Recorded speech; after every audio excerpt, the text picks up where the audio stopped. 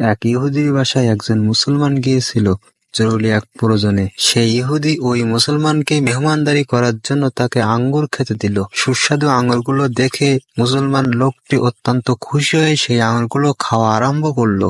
তার আঙ্গুর খাওয়ার দৃশ্য দেখে সেই ইহুদি একটি মদের বোতল তার হাতে নিয়ে বলল, ভাই এটা খান, এটা আরো মজা। মদের বোতল দেখে সাথে সাথে মুসলমান লোকটি বলে উঠল, আস্তাগফিরুল্লাহ, ভাই এটা তো আমার জন্য হারাম। তার এই কথা শোনার পরে ইহুদি বলল, কি আজব ব্যাপার, মদ আপনার জন্য হারাম হতে যাবে কেন?